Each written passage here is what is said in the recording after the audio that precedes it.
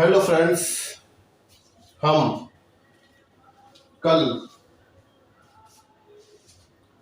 ये reproduction start किया था, जिसमें कल हमने देखा कि किस प्रकार से माइक्रोस्पोरोजेनेसिस की क्रिया होती है, अर्थात किस प्रकार लघु बीजाणुधानी का निर्माण होता है, इसके अंदर लघु बीजाणु बनते हैं। ये इस पर 4 व्यक्तियां ये हमने देख लिया। किस प्रकार से ये एक फ्लो चार्ट है। आज हम बात करेंगे पराग कोश की भित्तियों के बारे में कि पराग कोश के ऊपर कौन कौन सी भित्तियां पाई जाती हैं। ये काफी इंपॉर्टेंट है कि पराग कोश की भित्तियां कौन कौन सी होती हैं। तो देखो, ये है पराग कोश जो हमने कल डेवलपमेंट स्टार्ट किया था। ये पराग कोश। आज हम पढ़ेंगे wall of pollen sac. Wall of pollen sac यानी कि पराग कोश की भित्तियां। तो पराग कोश की भित्तियों के बारे में अगर हम जब बात करते हैं तो कल हमने देखा था कि एक पराग कोश पर मोस्टली 4 भित्तियां यानी कि 4 टाइप्स ऑफ वॉल्स या 4 टाइप्स ऑफ लेयर्स पाई जाती हैं। इसमें सबसे आउटर साइड में होती है एपिडर्मिस। इसका निर्माण माइक्रोस्पोरोजेनेसिस के दौरान नहीं होता है, वो पहले से ही बन जाती है। दूसरी होती है इसके नीचे एंडोथीसियम। तो ये जो निर्माण स्टार्ट होता है वो एंडोथीसियम से होता है। तो ये जो लेयर है ये एंडोथीसियम है। Number 3 is middle layer. Middle layer, ये मिडिल लेयर है। उसके बाद नंबर 4 पे जो आती है वो है टेपिटम। इसे हम न्यूट्रिशन लेयर या पोषक सतह भी कहते हैं, टेपिटम। तो यहाँ हम एक एक करके सभी के बारे में हल्का हल्का जानेंगे कि इन भित्तियों में क्या होता है और कैसे ये भित्तियां काम करती हैं। तो सबसे पहले हम बात करते हैं एपिडर्मिस की। एपिडर्मिस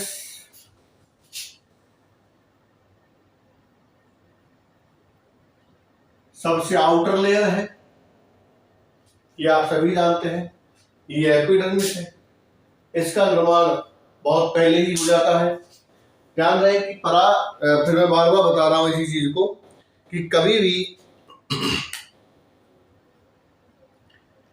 भी इस माइक्रोस्पोरोजेनेसिस यानी पराग कणों की जो अंदर की भित्ति है, पराग कणों का जो डेवलपमेंट है, उसके साथ इसका डेवलपमेंट नहीं होता है। इसका डेवलपमेंट पहले से ही हो जाता है।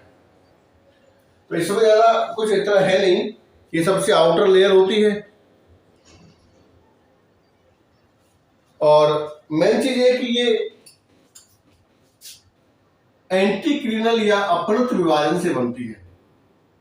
अपनत विभाजन से बनती है यानी कि जब खिंचाव उसमें होता है, मान लो ये बढ़ती है, ये अंदर की संरचना, तो ये भी धीरे धीरे बढ़ती रहती है क्योंकि इसमें भी अपनत विभाजन होता है, जिससे अगर अंदर ज्यादा बढ़ जाए तो बाहर की सतह पर कोई फर्क नहीं पड़ेगा, वो बढ़ जाती है।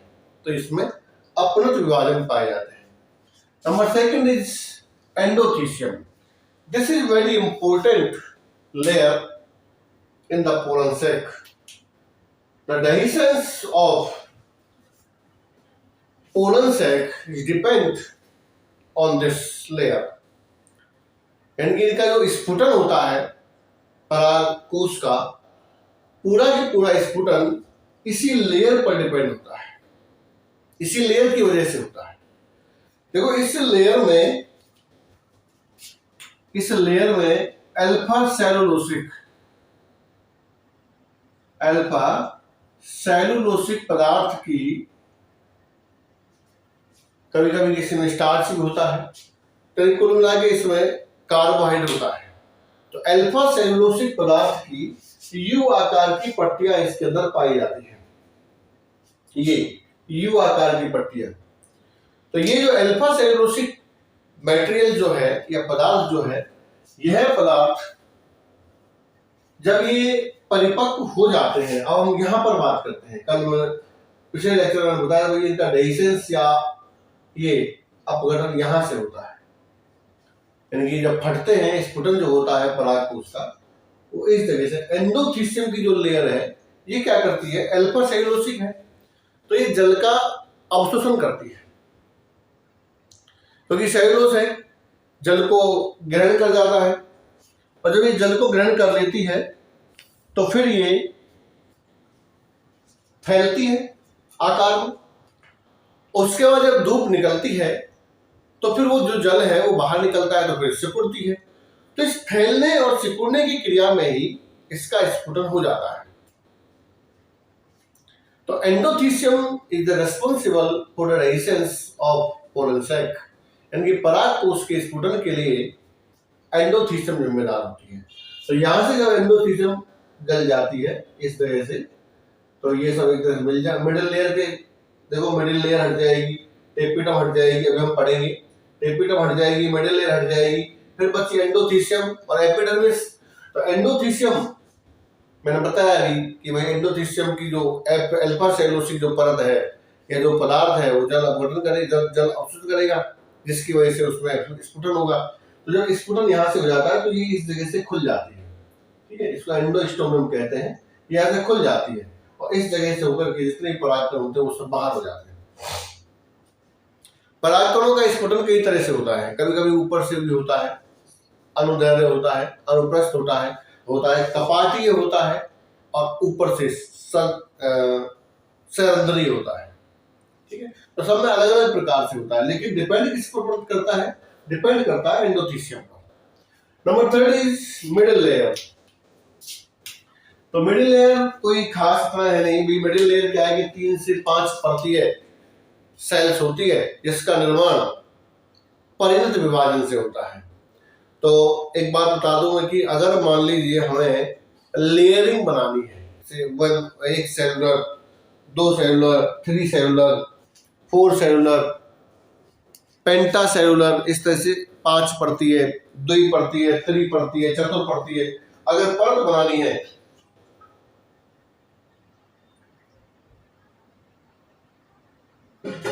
तो हम हमेशा परिणत विभाजन करते हैं, और अगर किसी चीज के चारों आवरण बनाना है तो हम हमेशा अपनत विभाजन करते हैं। तो ये आपको थोड़ा ध्यान रखना है।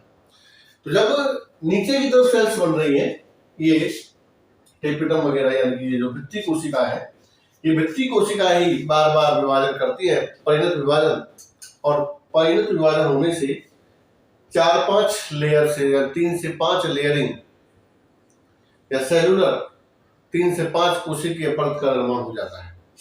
तो ये जो परत बनती है इसका नाम मिडिल लेयर है। इसका कोई काम नहीं है, जब इनका डेवलपमेंट होता है परागकणों का तो उससे पहले ये नष्ट हो जाती है, खत्म हो जाती है, और इसका जो जीव द्रव्य होता है वो अंदर की तरफ पनप रहे या डेवलप हो रहे पोलन के लिए काम में आ जाता है।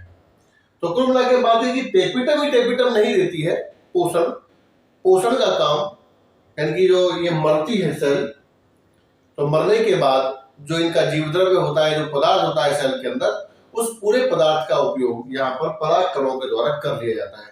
तो टेपिटम एक परत है जिसमें होकर कोई पदार्थ जाता है, जो न्यूट्रिशन लेवल है या न्यूट्रिशन जो पदार्थ का जो न्यूट्रिशन है, या सॉरी पोलन कणों का जो न्यूट्रिशन है वो इनसे होकर जाता है, यानी टेपिटम से होकर जाता है। और कभी कभी जो टेपिटम सेल है जब पूरा डेवलपमेंट हो जाता है तो कोई काम नहीं बचा, तो उसके बाद फिर ये सब नष्ट हो जाती है। तो दिस इज मिडिल लेयर। अब हम बात करते हैं सबसे इंपॉर्टेंट जो लेयर है वो है टेपिटम। This is tapetum. तो टेपिटम सबसे अंदरूनी परत है ये, इसे हम पोषोतक भी कहते हैं, या इसे हम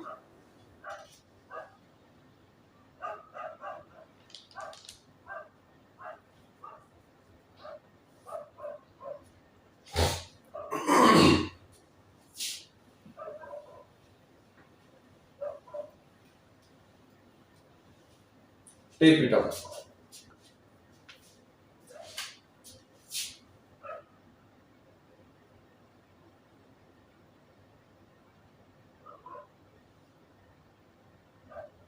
कुछ इसमें अपवाद भी है जो अभी हम लास्ट में जिक्र करेंगे, क्योंकि अपवाद जो है एक्सेप्शंस वो बहुत इंपॉर्टेंट होते हैं, तो अपवाद की जिक्र हम इन लेयर के बाद में करेंगे।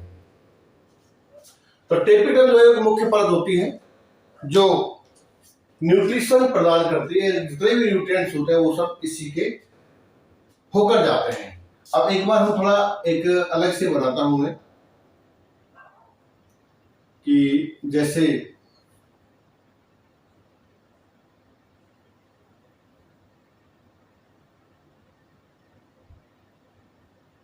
दिस इज इसी में देखिए, चलो इसी में देखो, ये सब मिटा देता हूं मैं, इन सबको मिटा देते हैं, बार बार नया डायग्राम बनाने से कोई फायदा नहीं। ये भी, ये सारे मिटा देते हैं। ठीक, अब आप देखिए इसमें कि दिस इज कनेक्टिव, ये बिल्कुल बीचों बीच में है, कनेक्टिव है, दोनों साइड में, दोनों पालियों को आपस में जोड़ता है। ठीक, उसके बाद अगर आप देखें तो ये इस तरह से मिलता है, ऐसे 3 से 5 लेयर। उसके बाद होंगी ये मिडिल लेयर, ऐसे मिडिल लेयर, और उसके बाद इसके अंदर जो ये चीज यू आकार किया, यू अल्फा सेलुलोज पदार्थ की रेशेदार पट्टियां, और यहां पर होती है एपिडर्मिस, जो मिलेगी यहाँ एपिडर्मिस के रूप, इस तरह से ये इसके साथ यहाँ पर जुड़ जाती है। तो ये सब यहाँ सब ये योजी है, कनेक्टिव, तो बंद होता है, बंद होता है योजी ऊतक के। तो देखो कने जो टेपिटम है ये बीजाणुजन कोशिकाओं को भोजन प्रदान करती है। ये इसके अंदर देखो सब में पाई जाती है, और अंदर की तरफ पनप रहे बीजाणु या जो भी परागकण है उनको पोषण प्रदान करने का कार्य करती है। टेपिटम की कोशिकाएं सुदीर्घित होती हैं, ये लंबाई में कम होती है, चौड़ाई में ज्यादा होती है। इनका कोशिका द्रव्य गाढ़ा होता है, ठीक है, डेंस साइटोप्लाज्म होता है, कोशिका द्रव्य गाढ़ा होता है, और इनके अंदर एक से अधिक इनकी न्यूक्लियस बहु केंद्र की अवस्था होती है, मल्टी न्यूक्लिएट स्टेज इनके अंदर पाई जाती है। इनकी एक से ज्यादा केंद्र इनमें पाए जाते हैं, 1 2 3 से ज्यादा पाए जाते हैं, बहु केंद्र की होती है। देखिए शुरू में एक केंद्र की होती है, उसके बाद धीरे धीरे बाद में बहु केंद्र की हो जाती है। तो बहु केंद्र की या मल्टी न्यूक्लिएट स्टेज कैसे आती है ये भी हम देखेंगे थोड़ी देर बाद। उसके बाद इनका जो निर्माण है वो वृत्तीय कोशिकाओं से होता है, ये हम चार्ट में पढ़ चुके हैं। तो फॉर्मेशन बाय पेराइटल सेल, ये हम चार्ट के अंदर देख चुके हैं, बार बार हम इसको नहीं देखेंगे। ठीक, उसके बाद 2 प्रकार की टेपिटम होती है भाई।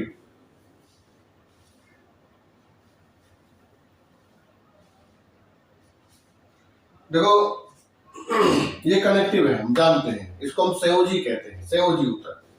तो संयोजी ऊतक की तरफ जो टेपिटम मिलती है उसकी सेल थोड़ी बड़ी होती है, ठीक है, तो उसे हम कहते हैं सी टेपिटम, लार्ज सेल्स। सी टेपिटम, इसकी जो सेल्स हैं वो थोड़ी सी लार्ज होती है,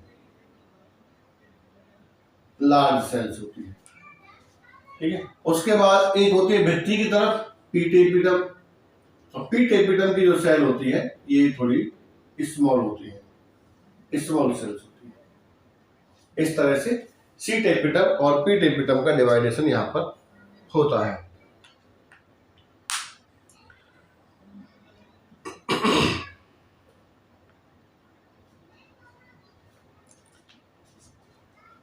अब हम एक वो है कोई सेव के अंदर जो टेपिटम है उसमें भी वर्णक पाए जाते हैं, जैसे लाल रंग का हो जाता है, तो ये सब कोई ज्यादा इम्पोर्टेंट खास बात है नहीं। जो इम्पोर्टेंट चीज है वो ये है कि सी टेपिटम है, पी टेपिटम है। अब हम देखते हैं, देखो ये सी टेपिटम और पी टेपिटम तो इस आधार पर है कि ये भित्ति की तरह की इधर भित्ति की तरफ पाई जाएंगी तो ये वाली सेल्स, ये पी टेपिटम, और ये कनेक्टिव की तरफ पाई जाएंगी ये वाली सेल, तो उसको हम कहते हैं सी टेपिटम। बस ये तो एक सिंपल नाम है। सी टेपिटम की जो सेल्स होती है वो थोड़ी बड़ी होती है और पी टेपिटम की सेल्स जो होती है वो थोड़ी स्मॉल होती है। उसके बाद अब हम देखते हैं टाइप्स ऑफ टेपिटम, ये काफी इंपॉर्टेंट है। टाइप्स ऑफ टेपिटम,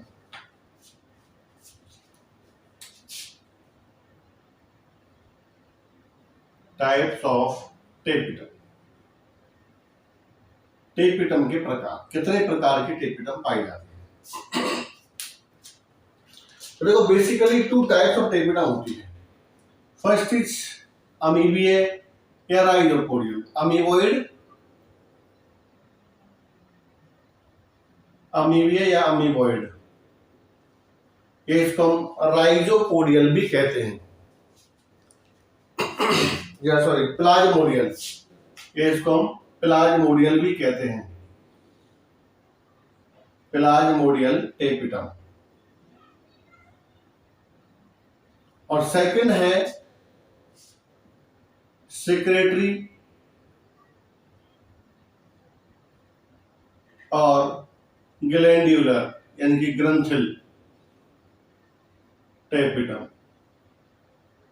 स्रावी या ग्रंथिल टेपिटम। तो इस प्रकार से ये 2 प्रकार की टेपिटम होती है। हम एक एक को देखते हुए किस प्रकार से एमीबोइड होती है और किस प्रकार से सेक्रेटरी होती है। तो देखिए हम यहाँ थोड़ा बना ही लेते हैं, जैसे ये है एक हमारी अंदर की तरफ जो बीजाणु ऊतक है उसकी अंदर की सेल्स लेयर, जहां ये टेपिटम है, ये समझो ये टेपिटम है, ये सब टेपिटम की सेल्स। तो पहली है अमीबोइड या प्लाज्मोडियल। तो इसके अंदर एक हमने पढ़ लिया भाई, इस सेल में एक केंद्रक होता है, एक केंद्रक है, ठीक है, और इसके अंदर गाढ़ा जीवद्रव्य है, ये भी हमने देख लिया है, गाढ़ा जीवद्रव्य होता है,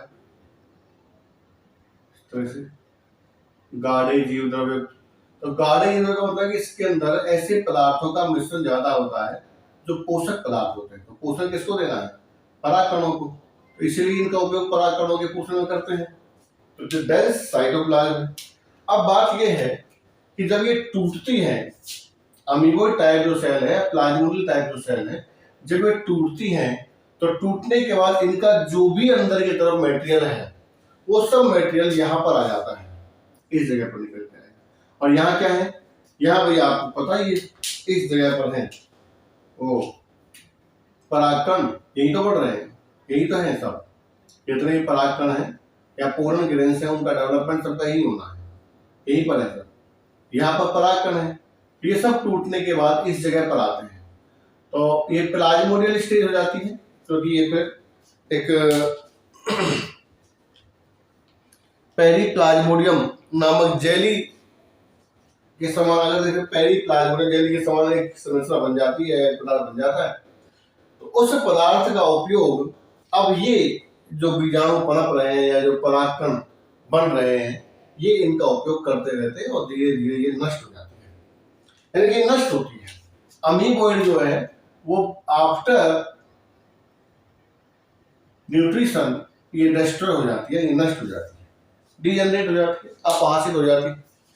लेकिन दूसरी टाइप की जो है इसको हम कहते हैं सिक्रेटरी या ये ग्लैंड्यूलर टेपिटम।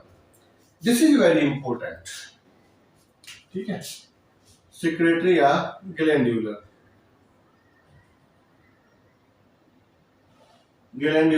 टेपिटम। ये ग्लैंड्यूलर टेपिटम, इसको हम ग्रंथिल टेपिटम भी कहते हैं। तो ग्रंथि का काम होता है श्रावण करना, तो ऐसे ही ये टेपिटम इन पदार्थों का श्रावण करती रहती है। अब जैसा कि हम कह रहे हैं सिक्रेटरी है, ग्लैंड्यूलर है, तो ये देखो इनसे हमेशा लगी रहती है, परमानेंट है, स्थायी है, इसका टूटना होता है, नष्ट नहीं होती है, ये इनके साथ हमेशा जुड़ी होती है। अब इसके अगर हम इसमें देखें तो इन कोशिकाओं में अनेक कोशिका उपांग जैसे माइटोकॉन्ड्रिया ये सब पाए जाते हैं। माइटोकॉन्ड्रिया है, राइबोसोम है, ईआर है, डेक्टियोसोम है, देन कुछ गोलाकार संरचनाएं पाई जाती हैं जिनको हम प्रोयूबिस, ये this is very important, proubisch, some spherical structures,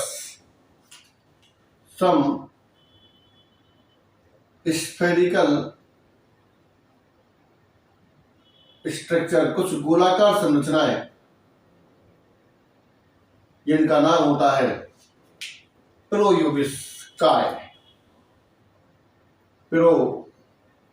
प्रोयूबिस bodies या प्रोयूबिस्काय पाई जाती है। तो ध्यान रहे भाई, प्रोयूबिस्काय हमेशा किसमें पाई जाती है? सिक्रेटरी या ग्लैंड्यूलर टेपिडम के अंदर पाई जाती है, तो इन्हें हम कहते हैं सिक्रेटरी सॉरी प्रोयूबिस्काय। उसके बाद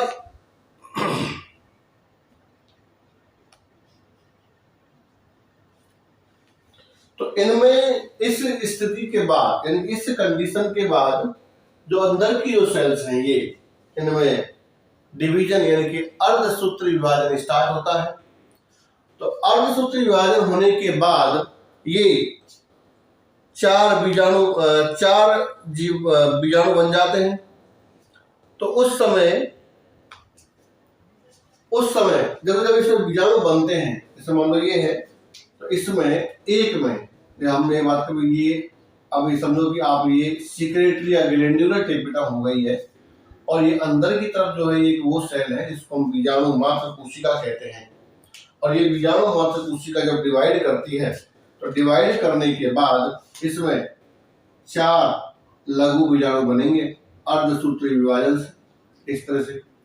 तो जब अर्धसूत्री विभाजन होता है तो उस समय प्रोयूबिस बॉडीज और इन सभी की संख्या इसके अंदर बढ़ जाती है। और after the meiosis this proubisch bodies निकलकर इनकी ये सब अर्धसूत्री विभाजन के बाद ये सब प्रोयूबिस बॉडीज निकलकर लघु बीजाणु धानी में आ जाती है, और जो एक्साइन है या बाह्य चोल जो है उसके फॉर्मेशन में काम में आती है। तो जब एक परागकण के अंदर या जो लघु बीजाणु बन रहा है उसकी जब भित्ति बनती है या उसकी जो कोट जब बनता है उसके अंदर, तो उसमें सबसे इंपॉर्टेंट काम होता है प्रोयूबिस बॉडीज का। तो प्रोयूबिस बॉडीज इसके चारों तरफ भित्ति पर लिपट जाती है, ठीक है, और इसमें एक पदार्थ मिल जाता है, इसका नाम होता है स्पोरोपोलेनिन। स्पोरोपोलेनिन किसके साथ मिलता है? प्लस प्रोयूबिस बॉडीज इसके साथ मिलता है, और ये बन जाता है यूबिस बॉडीज। क्या बन जाता है ये? यूबिस बॉडीज, ठीक है। तो ये इस प्रकार से प्रोयूबिस्काय after the deposition of sporopollenin converted to ubisch bodies, यानी कि प्रोयूबिस्काय स्पोरोपोलेनिन के जमाव के कारण यूबिस्काय बदल जाती है। और जो एक्साइन फॉर्मेशन है पोलन ग्रेन का, वो एक्साइन फॉर्मेशन हमेशा स्पोरोपोलेनिन यानी कि यूबिस्काय के द्वारा होता है। तो आज तक दुनिया में कोई सा भी ऐसा हार्मोन, कोई सा भी ऐसा केमिकल उपस्थित नहीं है जो इस स्पोरोपोलेनिन को तोड़ सकता है। इतना ज्यादा हार्ड होता है, इसीलिए परागकणों के जो जीवाश्म हैं वो मिलते हैं। तो enamel sporopollenin is also hardest material on earth. तो स्पोरोपोलेनिन की तरह होने के बाद ये यूबिस्काय बन जाती है, और फिर यही यूबिस्काय एक्जाइन के फॉर्मेशन में काम में आती है। अभी हम नेक्स्ट टाइम देखेंगे कि वे किस प्रकार से जो एक्जाइन है, इंटाइन है, या इनका फॉर्मेशन होता है। उससे पहले हम थोड़ा और पढ़ते हैं। देखो हमने ये 4 जो लेयर थी परागकोश की या पोलन सेक की, उनको हमने यहाँ पर देखा। Epidermis, then endothecium, then middle layer and then tapetum. Tapetum is also 2 type. Number 1 is amoeboid. Amoeboid जो है वो डेस्ट्रॉय हो जाती है। नंबर 2 इज सिक्रेटरी या ग्लैंडुलर, ये परमानेंट होती है, ये डेस्ट्रॉय नहीं होती है और ये इसको श्रावण करती रहती है। इसके अंदर ये पदार्थ पाए जाते हैं। इन पदार्थों के साथ साथ एक स्फेरिकल बॉडीज या स्फेरिकल स्ट्रक्चर पाए जाते हैं, जिसको हम कहते हैं प्रोइबिस्काय। और जब इसमें मियोसिस होता है उस समय प्रोइबिस्काय की या इन सब की संख्या बढ़ जाती है।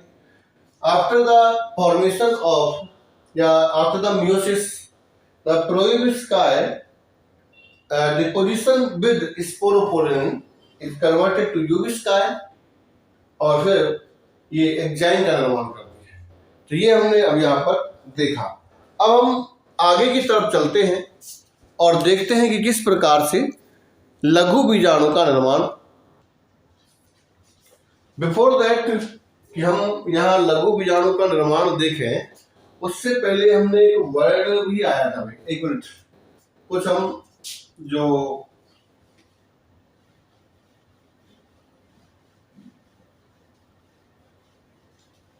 कुछ एक्सेप्शंस हैं, जैसे सबके अंदर होते हैं, आपको पता है, तो इसी तरह इसमें भी कुछ एक्सेप्शंस अपवाद हैं जिनसे अक्सर क्वेश्चन आते रहते हैं। तो देखो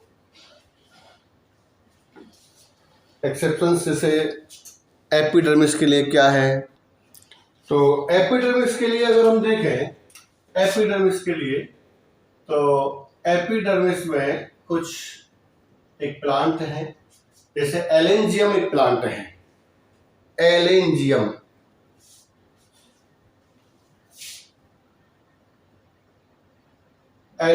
एक प्लांट है। इसकी जो एपिडर्मिस है उसमें स्टोमेटा पाए जाते हैं। ये आप अलग से नोट करेंगे, ठीक है। ये this is the very important, इनसे ही क्वेश्चन कंपटीशन एग्जाम में आता है। दूसरा वही जो हाइड्रोकैरिटेसी एक कुल है, हाइड्रोकैरिटेसी में जो एंडोथीसियम है उसमें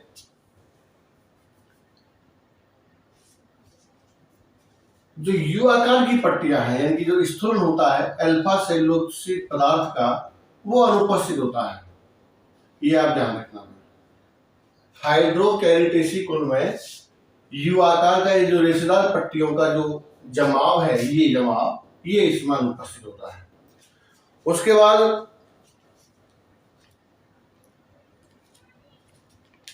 जैसे साइडा में एक प्लांट है साइडा, तो साइडा में अगर आप देखेंगे तो साइडा के अंदर जो मिडिल लेयर है, मिडिल लेयर के अंदर मिडिल लेयर में स्टार्च का संचय होता है, स्टार्च स्टोर होता है। ये सब कुछ इंपॉर्टेंट फैक्ट्स हैं अबाउट लेयर्स या वॉल्स ऑफ टेपिटम। उसके बाद मैंने यहाँ पर बताया था कि जो टेपिटम सेल्स हैं उनके अंदर कई केंद्रक होते हैं, ठीक है। लेकिन एक प्लांट है या एक कुछ कुल है, जैसे कुकुरबिटेसी, आर्किड्स, कुकुरबिटेसी, आर्किड्स, इनमें सदैव टेपिटम सेल्स मोनोन्यूक्लिएट होती है, यानी एक केंद्र की होती है, मोनोन्यूक्लिएट। तो ये कुछ इंपॉर्टेंट फैक्ट्स टेपिटम की वॉल्स के बारे में। अब हम बात करते हैं ploidy level of tapetum cell. Tapetum cell में किस प्रकार का प्लोइडी लेवल होता है? Ploidy level of tapetum cell.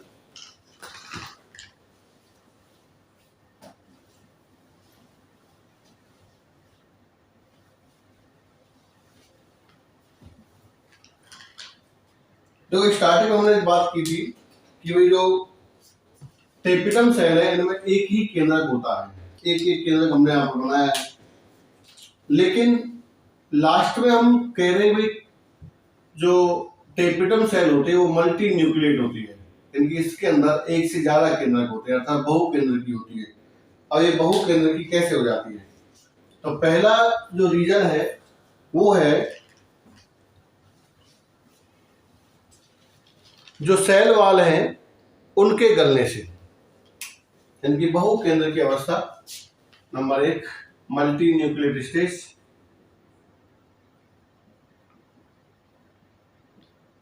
Multi nucleate stage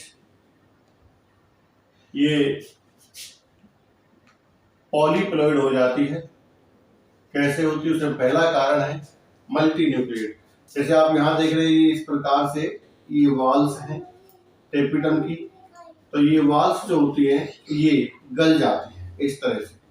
ये जब गल जाती है तो फिर इस तरह से एक साथ बहुत सारे केंद्रक आ जाते हैं और मल्टी न्यूक्लिएट स्टेज बन जाती है।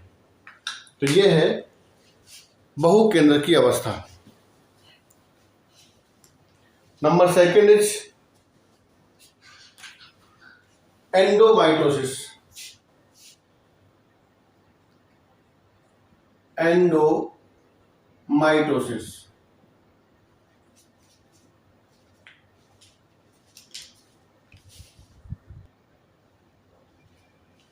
एंडोमाइटोसिस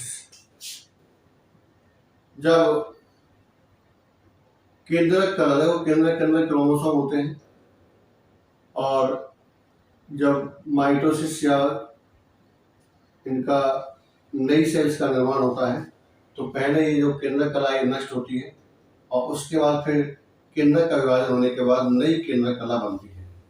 लेकिन एंडोमाइटोसिस में केंद्रक कला के नष्ट हुए बिना ही 2 केंद्रक बन जाते हैं अलग अलग इस तरह से।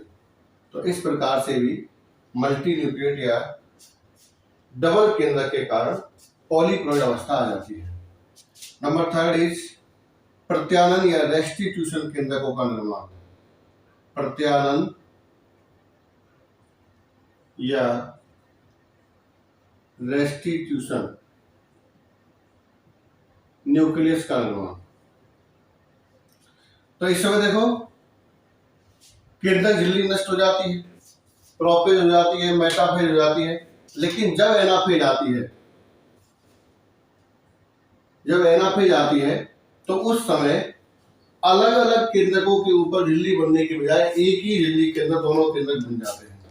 तो इस तरह के जो केंद्रक होते हैं उनको हम कहते हैं प्रत्यानन केंद्रक। एंडोमाइटोसिस में उससे पहले ही केंद्रक कला नष्ट नहीं हो रही थी, लेकिन इसमें केंद्रक कला तो नष्ट होती है, क्रोमोसोम का अलग अलग विभाजन हो जाता है, लेकिन लास्ट में जब केंद्रक बनने की बारी आती है तो उस समय एक ही झिल्ली के अंदर दोनों केंद्रक बन जाते हैं। और चौथा है पॉलीटिनी। तो ये पॉलीटिनी का मतलब है कि 2A से ज्यादा केंद्रक इनके अंदर पाए जाते हैं। तो इस प्रकार से भी पॉलीप्लॉइड अवस्था आ जाती है। तो ये कुछ प्लॉइडी लेवल जिनके कारण टेपिटम सेल में पॉलीप्लॉइड अवस्था या बहुगुणित अवस्था आती है। आज हमने different types of layers of tapetum and the ploidy level of tapetum पढ़ा। कल पढ़ेंगे हम इनमें मियोसिस अर्थात माइक्रोस्पोर से माइक्रोस्पोर का बनना और मेल गैमेटोफाइट के बारे में। आज के लिए इतना ही। आप मेरी वीडियो को देखते रहिए, लाइक कीजिए, कमेंट कीजिए, शेयर कीजिए, सब्सक्राइब कीजिए। Thank you very much.